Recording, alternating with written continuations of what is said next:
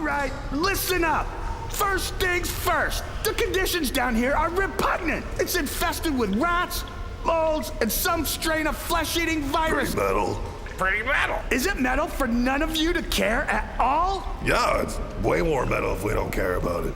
Well, I guess I didn't know all that stuff was metal. Hi people and hello my Chili Con Carnage crew, it's Chili from Live Listen Raised, and on this 5-minute review episode we're going over Enslaved's newest album, Heimdal. Don't forget we are also doing live streams on Fridays, so don't forget to check that out. Enslaved is a band that's been on the metal scene for a few decades now, and Heimdal is the 16th studio release from this Norwegian band.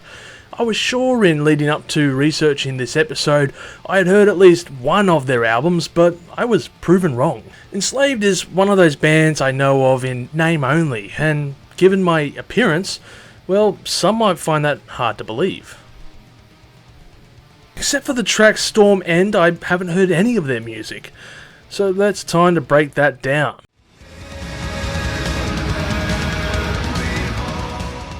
Heimdal opens with the track Behind the Mirror, which I could describe as melodic in sections and just black metal in other parts.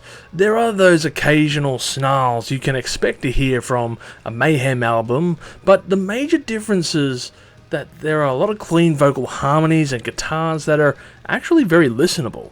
I was slightly surprised that the midsection of these guitars was even turned on for the recording of this album, as it seems to be a signature move to turn that and the bass sections down to zero, at least to give that ear-piercing guitar tone that we all know from the black metal scene. Now, I love the guitar tone on this album. They are terrifying in parts and well adjusted in layers such as on Congenia. Well, as I said earlier, I haven't listened to Enslaved before. Hey, give me a break, I'm going through a newfound black metal awakening. I only started listening to Bathory only a few years ago. So to say I was unprepared upon pressing play for this album would be absolutely correct. I wasn't prepared for what was within, but I was equally impressed by what I was hearing.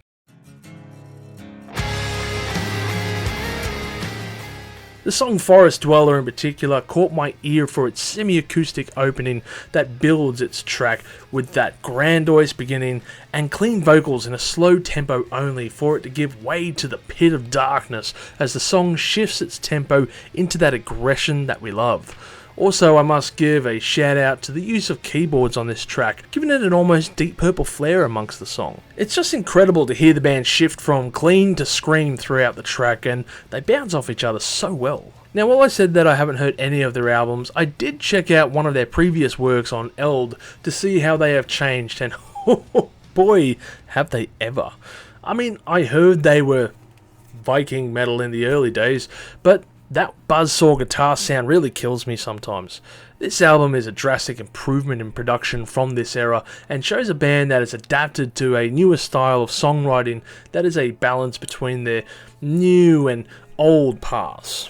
I love this album from its horny intro sounds until its title track.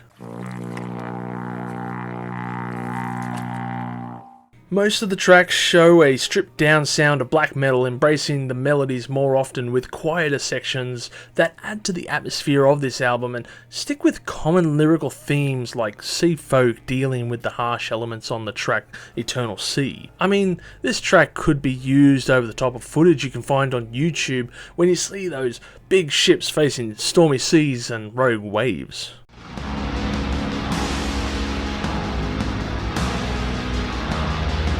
The album boasts 7 tracks running at nearly 50 minutes in length, and is one that has a perfect runtime.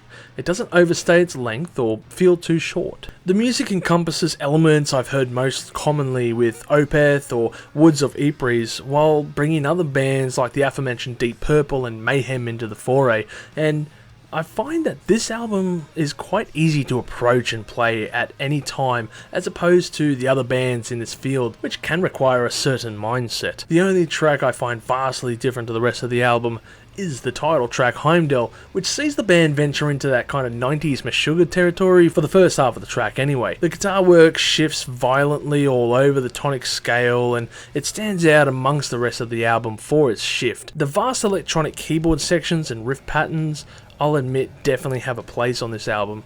because it just kicks ass. On top of Eld, I also listened to the album E, and I found that Heimdal is a much more accessible release compared to those two albums. I've been thoroughly enjoying listening to this album on repeat, and find its brooding ambience rather enjoyable. The good thing is, I have another 14 albums that I can listen to for the first time after this review. Interesting fact, but Enslaved were approached by the Norwegian government to write some music for the 200th anniversary of their country's constitution, and the music they wrote can be heard on their 2016 album. I'm not even going to try attempting pronouncing it here, so here is a photo of it right now. How fucking metal is that? For comparison, on Australia's bicentenary event, all we got was Tommy Emmanuel. What, AC/DC were too busy that month? Overall, I will give this album a score of 7.5 million chilies on the spicy scale, with my favourite tracks being Behind the Mirror, Forest Dweller, and The Eternal Sea. This is a very solid score for a band I know very little about, and one that is well earned. I'm glad that I have a new rabbit hole to dive down now, and you can bet I will be doing a deep dive on their back catalogue. Skål. Thank you for tuning in to this episode of Live Listen Erased, and if you have enjoyed this episode, make sure you share it with all your friends. Don't forget to subscribe to our Chili Con Carnage crew so you can get notified for all the future videos that we put out, as we put out videos every Friday. Also, we are on Discord, Facebook, Instagram, and Twitter over at Live Listen Erased, so make sure to tune in over there. And don't forget to like this video so that our manager can stay very happy.